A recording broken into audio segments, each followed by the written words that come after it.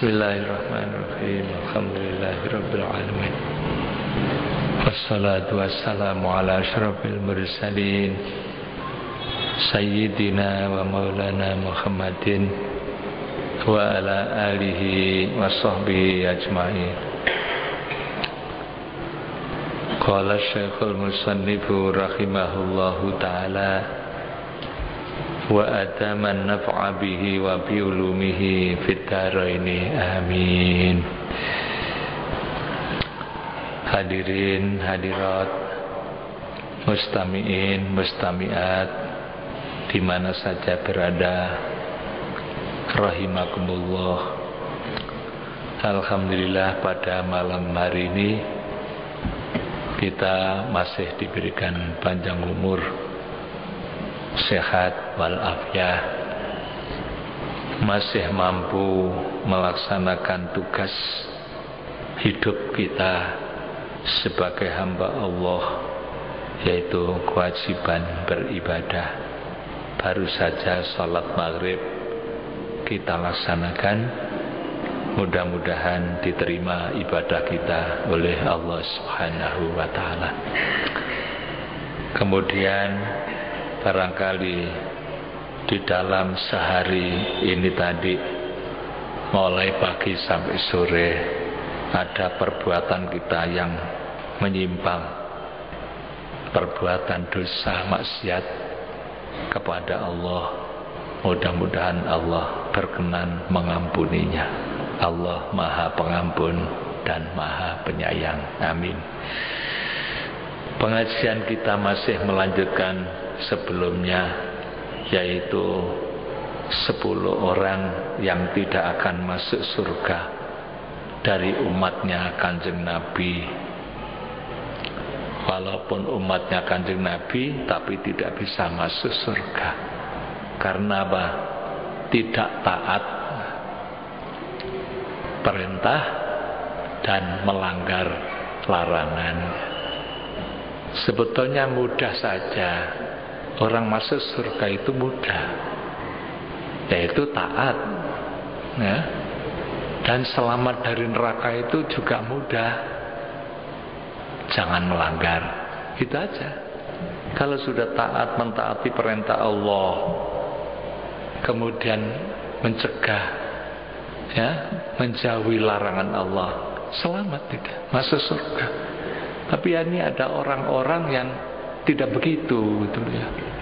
Perintahnya tidak dilaksanakan, tidak taat, ya, dan seringkali larangannya dilanggar. Ya, sebabnya apa? Ada penyebabnya utama, seringkali karena tidak mengerti bahwa itu dilarang sehingga dilanggar. Tidak mengerti bahwa itu diperintah, tidak dikerjakan. Sebabnya tidak ngaji itu. Jadi intinya itu tidak ngaji. Ya, maka Kanjeng Nabi dawuh, barang siapa yang keluar rumah pergi menuntut ilmu, ngaji, itu orang dimudahkan menuju surga.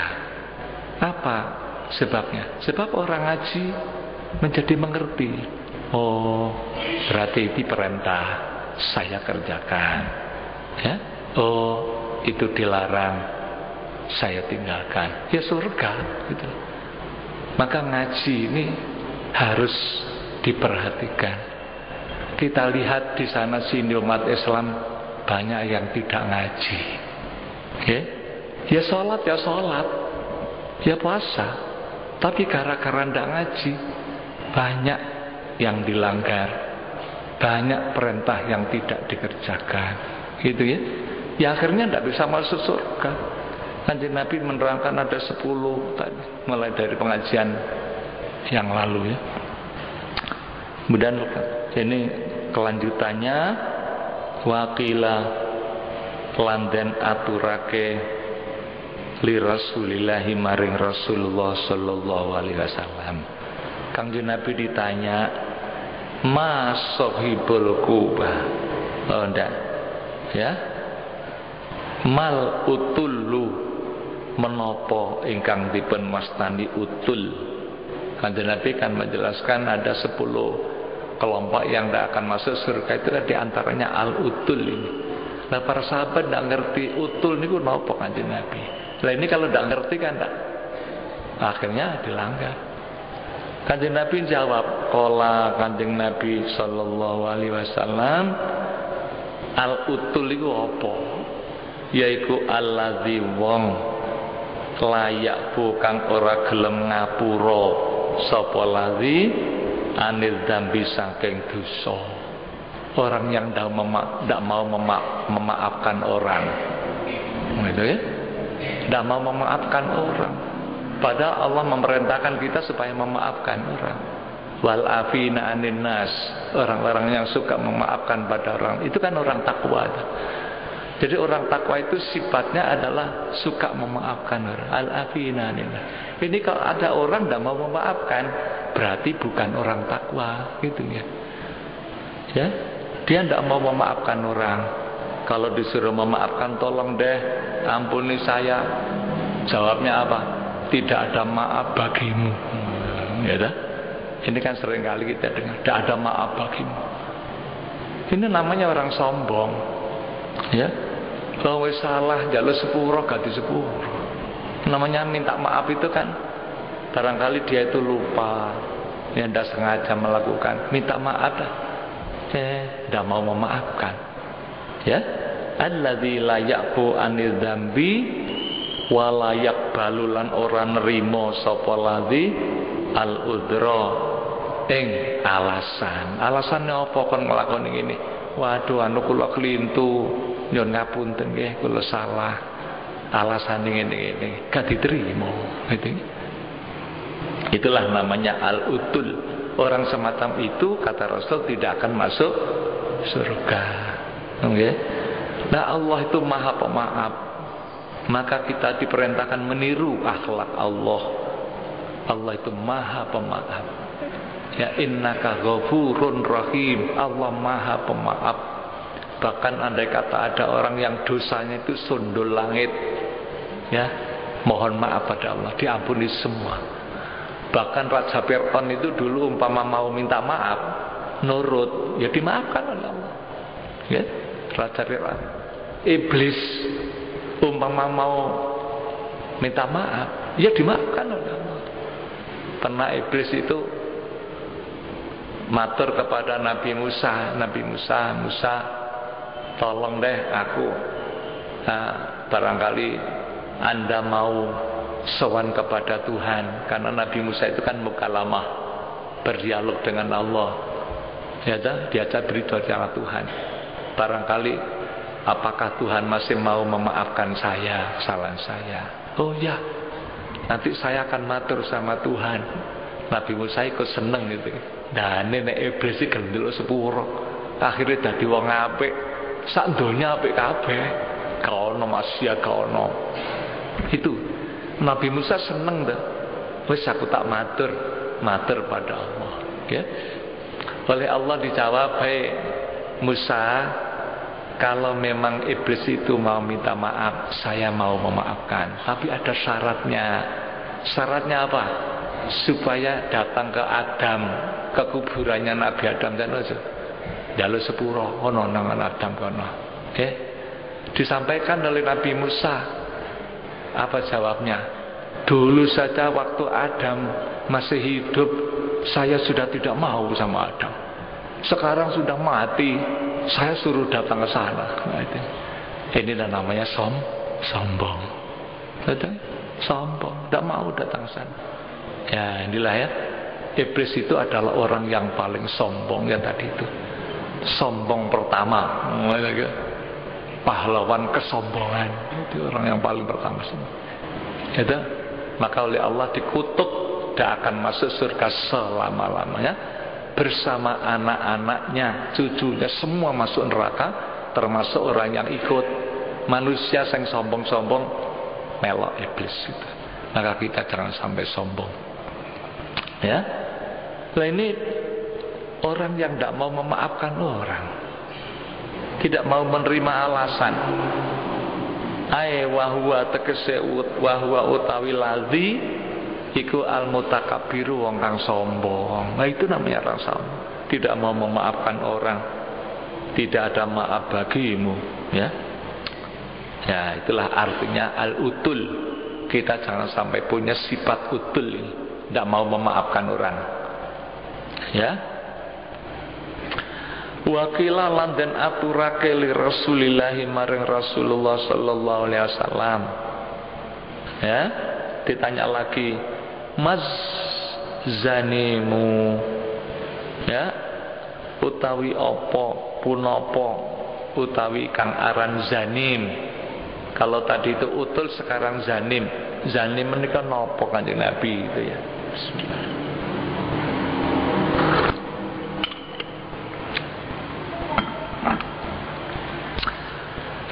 Kala ngendika sapa Kanjeng Nabi sallallahu alaihi wasallam. Oh, zanim ya. Zanim iku alladzi wong wulida kang den lahirake sapa ladzi minazina saking zina. Ya, anak zina, anak hasil dari perzinaan. Itu namanya az-zanim. Termasuk tidak akan masuk surga. Kan kasihan itu. Ya. Inilah akibat perbuatan yang jelek, bisa menyebabkan orang lain celaka. Ya. Jadi perbuatan dosa itu ya bisa mencelakakan orang lain. Bukan hanya dia sendiri yang masuk neraka berbuat zina. Zina itu sendiri ya perbuatan yang paling keji di dunia. Maka oleh Allah kita disuruh menjauhi. Wala taqrabuz zina. Kowe aja cedek tok iku lho sing dilarang. Kalau sudah masuk tidak perlu dilarang masuk. Yang dilarang mendekatnya aja. Ada sumur, jangan dekat-dekat. Jadi yang dilarang itu mendekatnya. Kalau sudah masuk sumur sudah larang. Ya tidak mungkin. Jadi mendekat saja jangan. Lalu sekarang kini kan anak-anak kita itu perbuatan mendekat zina itu kan sudah di mana-mana. Wong dorong dinikah wis digonang ndi itu namanya kan mendekat. Mungkin dia bertekad tidak akan melakukan zina. Itu kan tekadnya. Akalnya waktu itu yang ngomong. Tapi setelah di tempat yang sunyi, bukan akalnya yang ngomong, nafsunya yang bicara. Itu. Nafsunya mulai menggelora. Sekali-sekali tidak apa-apa. Ya, itu nafsu. Maka mendekat ini bahaya, gitu ya. Terus sekarang pacaran. Kalau saya katakan, Pak, bagaimana hukumnya pacaran? Haram gitu aja. Tidak usah macam-macam. Kalau begini, kalau haram menuai. Baik itu namanya menutup kemungkinan. Tapi kalau sudah namanya pacaran kemana-mana bareng, turun di nikah, sangat dekat dengan perbuatan zina. Maka kalau sudah seperti itu wajib dinikahkan, wajib. Bukan sunnah, bukan lagi mubah. Kan nikah itu hukum pertamanya adalah mubah, boleh, tidak wajib, tidak sunnah. Itu hukum aslinya. Tapi dari mubah itu bisa berubah jadi wajib kalau sudah seperti itu. Maka orang tua tidak boleh menunda-nunda. Wah, anak gede, wis padha gedene, kesana kemari sudah sama-sama kok dijarno tok. Ini orang tuanya ikut dosa. Wajib hukumnya menikah, bukan sunnah lagi. Ya. Kalau sunnah itu kan namanya kepingin, sudah mampu ingin menikah, sunnah, silakan kerjakan sunnah, mengikuti sunnah Rasul. Tapi aslinya mubah bukan sunnah. Berubah jadi sunnah, berubah jadi wajib. Bisa berubah jadi makruh. Wong durung kepingin kok rabi. Kalau apa kan durung kepingin. Itu makruh. Atau sudah kepingin belum punya biaya, makruh. Jangan dulu. Bab pernikahan itu, orang menikah itu tidak lepas dari tanggung jawab masalah nafkah. Makruh hukumnya. Kecuali kalau dia tekad lah, kalau saya sudah menikah nanti saya akan bekerja dengan baik mencari rezeki, oleh Allah akan dikasih, monggo, tidak apa-apa, silakan. Gitu. Tetapi kalau tidak makruh, bisa jadi haram. Jadi asalnya mubah jadi haram. Kenapa? Kalau tujuannya jelek. Orang menikah kok tujuannya jelek, iku lho sugih kate tak rabi, kok donyane tak entekno. Itu namanya kan tujuannya jelek itu. Ya? Atau mungkin tujuannya pembunuhan. Nanti akan membunuh. Itu sudah haram. Itulah jadi hukum itu bisa beredar. Al-hukmu yaduru ma'a illatihi. Hukum itu bisa berubah sesuai dengan alasannya, ilatnya, wujudan wa adaman. Dia berubah, ya. Tapi aslinya mubah, ya. Nah, untuk mencegah daripada perbuatan yang sangat berbahaya tadi itu, nikah. Sudah selesai, beres, halal sudah. Maka seorang sahabat, kalau tidak salah itu namanya Ibnu Mas'ud, itu seringkali punya pembantu laki-laki remaja-remaja itu ya, seringkali diumumkan, dikumpulkan ngene lho ngelompok kabeh ngene. Sapa di antarané kowe sing wis kepengin rabi, kate tak rabekno saiki. Macam-macam, nah gitu. Sebab beliau hati-hati, jangan sampai saya punya pembantu ini akhirnya berbuat zina. Ditawar, ayo sapa sing kate rabi tak golekno kan tak rabekno saiki. Sebab apa? Wong kowe nek kadung zina, rungokno. Iman cendek atiku lepas. Dicabut iman. Kan bahaya itu. Ya. Maka ini akibatnya sangat fatal. Anak yang lahir itu tidak bisa masuk surga. Itu kalau lihat hadis ini ya, Kanjeng Nabi. Adapun secara syariat mungkin ada orang mengatakan kalau orang itu jadi orang takwa kan bisa saja masuk surga. Ya jare kon. Monggo saja dicetak jadi anak yang soleh, anak yang takwa. Mungkin itu tidak mustahil. Tapi Kanjeng Nabi sudah ngedang-dangi, jangan sampai melakukan perzinahan. Ya, ini namanya sadul dzari'ah. Ya. Jangan sampai melakukan perbuatan. Sebab apa? Anaknya itu ndak karu-karuan itu. Anaknya itu ki anake sapa?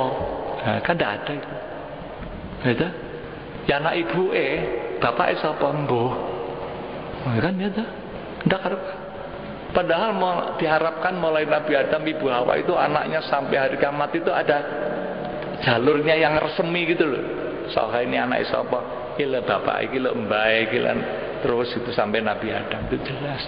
Ibu siapa? Gigi. Mestinya begitu. Tapi karena perbuatan zina, bapak tidak karu-karuan. Siapa bapak? Gitu ya. Nah, maka kasihan anaknya kalau seperti itu ya. Tapi ini perbuatan setan. Allah memerintahkan kepada iblis. Iblis itu perintah. Waktu iblis minta tolong kepada Tuhan itu loh, untuk mengalahkan anak cucu Adam. Allah itu maha pengasih penyayang. Iblis jadi ditolong, tapi untuk menguji manusia. Ya wis kan tak tulingi. Napa Gusti saben anak Adam iku lahir siji, anakmu lahir siji. Coba satu ini aja sudah. Itu sudah bahaya. Kalau anak Adam ini mati, anakmu mati satu, tidak ada begitu.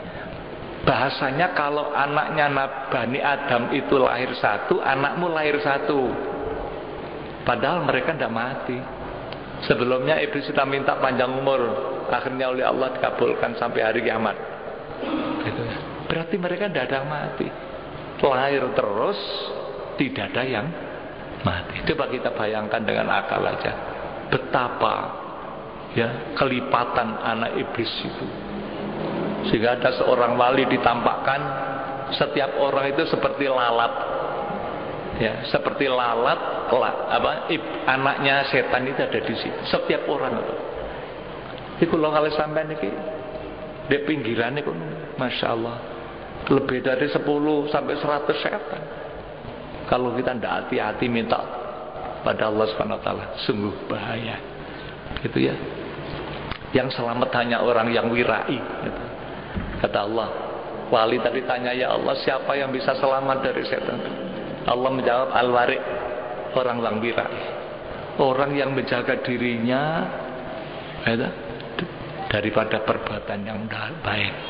Kalau orang awam, wirai itu artinya menjaga diri dari syubhat. Itu orang awam. Tapi kalau para ahli arifin, para wali, wirainya para ahli arifin itu, satu adalah sihatul yakin. Yakinnya itu 100%, tidak ragu-ragu tentang surga, tentang neraka, tentang Allah Subhanahu wa taala, yakin. Sihatul yakin. Yang kedua adalah kamalut ta'alluq birabbil alamin. Gondolanya hanya kepada Allah, tidak kepada makhluk. Itu para wali, para arifin. Kamalut ta'alluq, gondolanya dengan Allah. Tidak butuh siapa-siapa, hanya Allah. Yang lain tidak bisa menolong, yang nolong hanya Allah. Kamalut ta'alluq. Itu para wali, para wali itu. Kemudian wujudus sukun. Kalau sudah seperti itu tenang. Dia itu tidak macam-macam, tenang, uripe enak, kepenak, tenang. Ya, tamakninatul qalbi, hatinya tentram. Itu para wali. Makanya tidak ada yang lebih enak kehidupannya melebihi kehidupan para wali. Mereka itu alladzina an'amta alaihim, orang yang sudah diberi nikmat oleh Allah SWT. Ya, itu.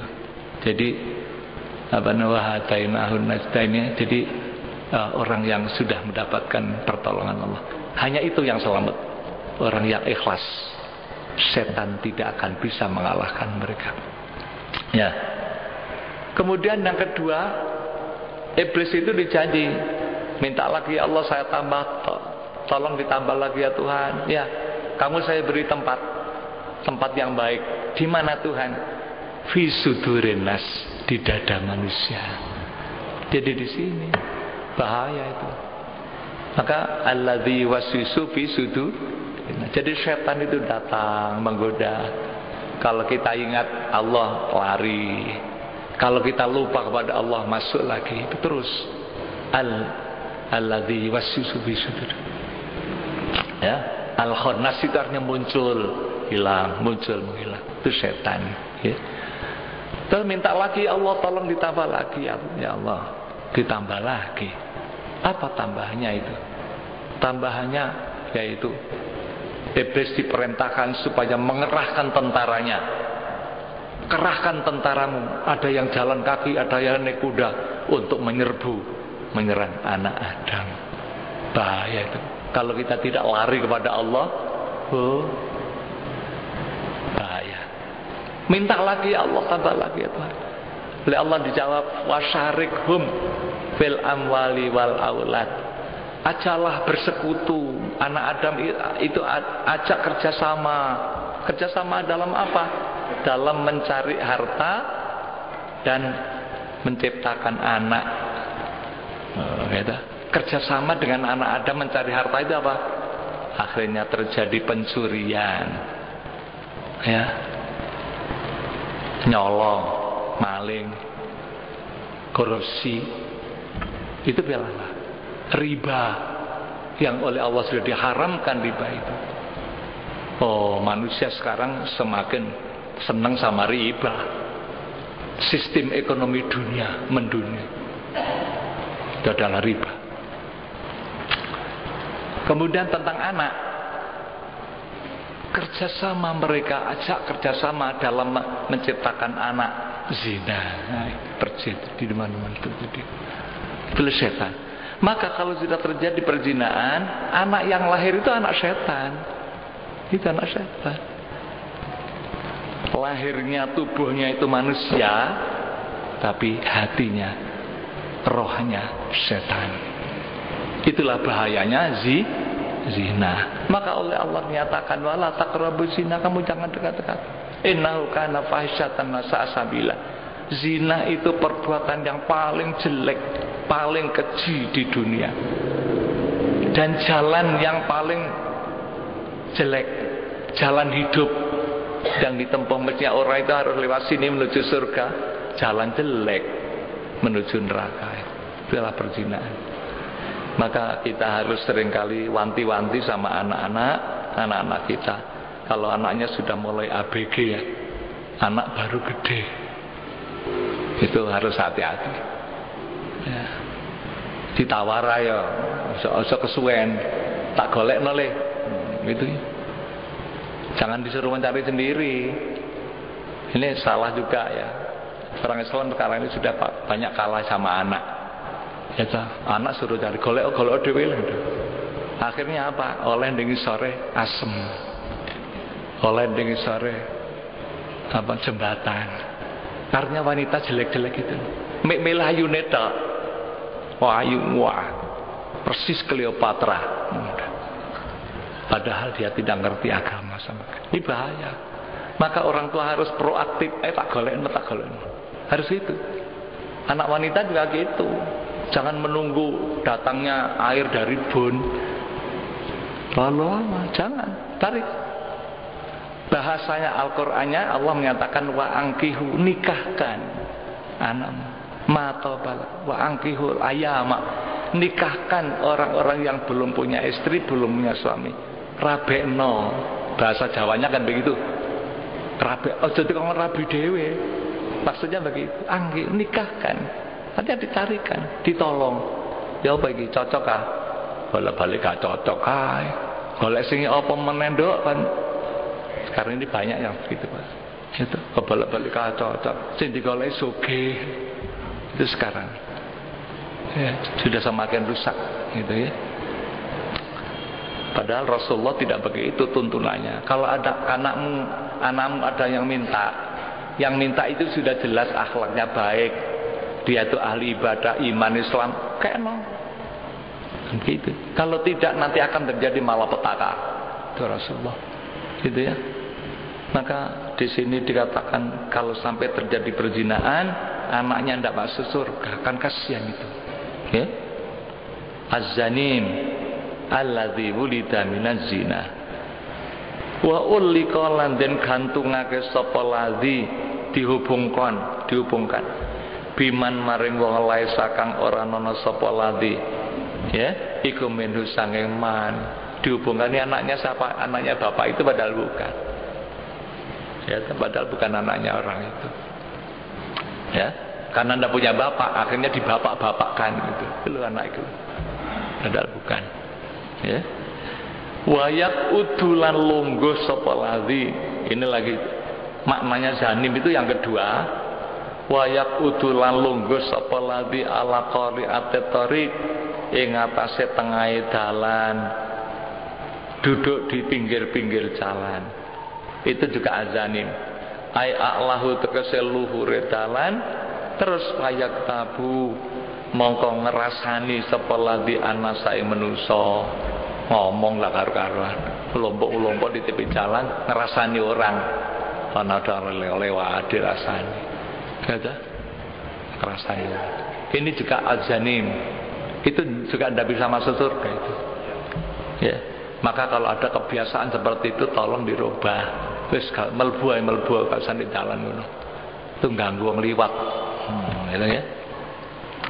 Fayak tabun nas wa huwa utawi zanim iku zalumun wong kang akeh dolime akhirnya berbuat dolim tak ya berbuat zina itu dolim terhadap diri sendiri wong awake dhewe tempelunan rokok itu jenenge kan juga dolim terhadap orang lain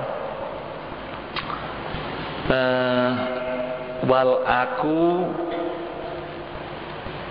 utawi kang aran aku orang yang berani kepada kedua orang tua ini juga tidak masuk surga itu ya. Harus hati-hati. Wal aku utawi kang aran aku wong kang wani marang wong tua ya iku masyhur karena pengertiannya sudah mudah dipaham yaitu orang yang berani pada orang tua menyakiti hati orang tua itu juga tidak akan masuk surga. Ya, Allah memerintahkan kita supaya mendoakan orang tua. Rabbighfirli wali walidayya, ampunilah dosaku dan kedua orang tuaku. Ini kan tidak mendoakan malah menyakiti itu. Itu nanti berarti tidak manut sama Tuhan. Allah menyuruh mendoakan orang tua, gak tahu ndongakno, malah ngelarangno. Kan gitu. Kan berbeda tuh. Kalau mendoakan ini kan berarti kasih sayang. Ya Allah, ampunilah dosaku dan kedua orang tuaku. Warhamhuma kama rabbayani shaghira. Sayangilah keduanya ya Allah sebagaimana keduanya sayang kepadaku ketika aku masih kecil. Orang tuaku mendidik aku, sayang. Itu sampai dongane diurui ambek Gusti Allah.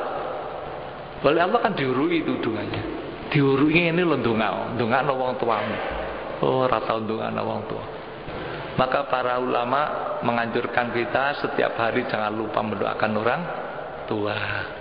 Ya, syukur setiap selesai sholat jangan lupa. Paling tidak sehari 1 kali atau 3 kali. Rabbighfirli wa liwalidayya warhamhuma kama rabbayani. Barokah. Kita akan diberi barokah oleh Allah. Barokahnya umur, barokah rezeki. Anak-anak kita akan jadi orang baik-baik. Wadhabitul uquqi utai pelanggarannya aran wani. Batasannya apa berani sama orang tua itu? Huwa utawi dhabitul uquq iku an yasdura yen metu minal waladi saking anak apa ma perkara ya ta'adza kang tampa lara sapa al walidani wong tuwa loro. Pokoknya suatu perbuatan atau ucapan yang menyebabkan orang tuanya itu sakit hatinya. Nah, itu namanya uquq. Uquq atau orang yang berani pada orang tua.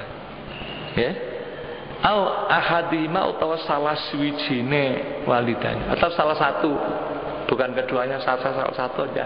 Apa ayahnya apa ibunya yang sakit hati tadi. Ya. Bihi kelawan ma idaan krana nginaaken. Ya. Ini namanya kan menghina orang tua. Orang tua yang telah mendidik dia, melahirkan dia. Andai kata tidak ada orang tua, ayah dan ibu, saya dari mana? Kan gitu ya. Itu harus dipahami. Ya. Menyakiti orang tua. Laisa kang ora nonos apa idaan iku bil hayini gampang fil urfi dalam kebiasaan. Biasanya anak itu tidak begitu. Umumnya anak itu kasih sayang sama orang. Ini kok enggak gitu. Gitu ya. Wa illam yakun senajan ora nono apa ida menyakiti iku muharraman den haramaken lau fa'alahu lamun ngelakoni sapa man ing ida ma'al ghairi sertane wong liya.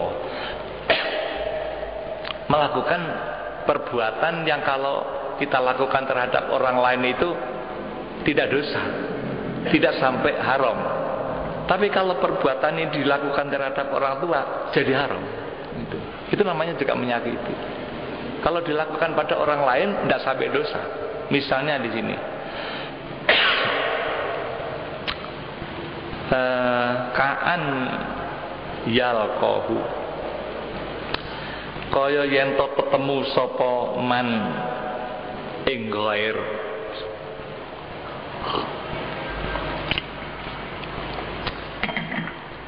Berjumpa dengan orang lain.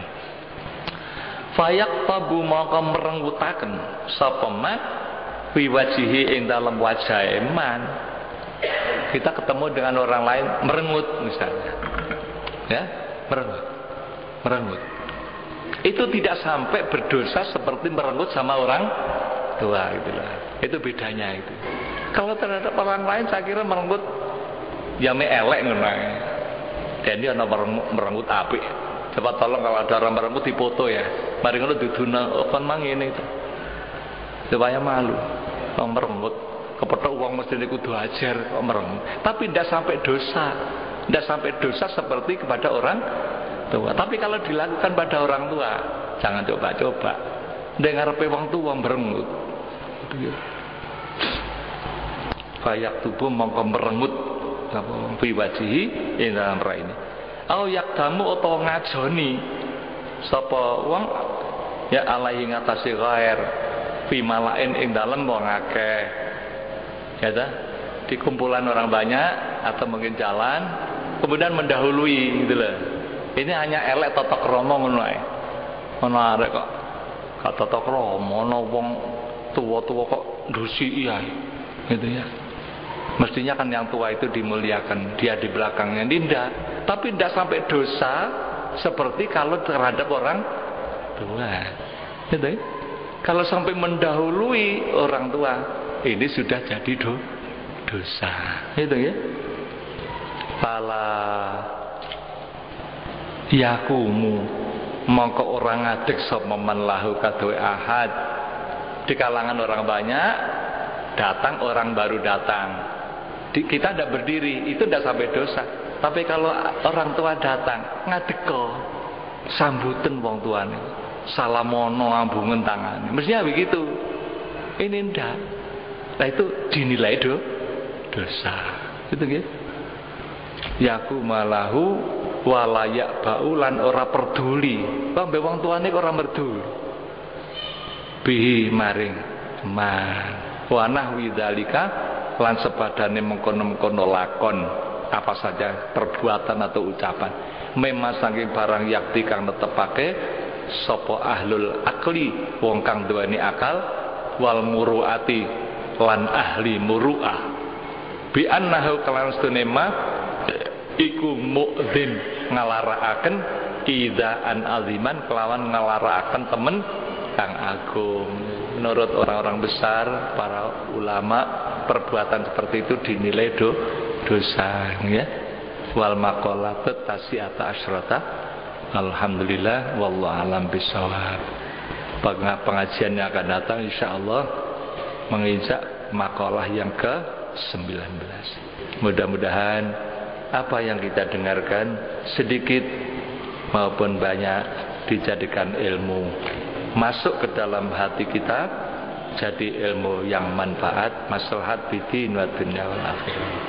Allahumma shalli ala Muhammad maulaya sholli wa sallim daiman abada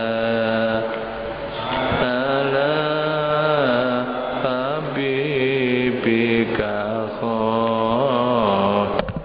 khairil khalqi kullihim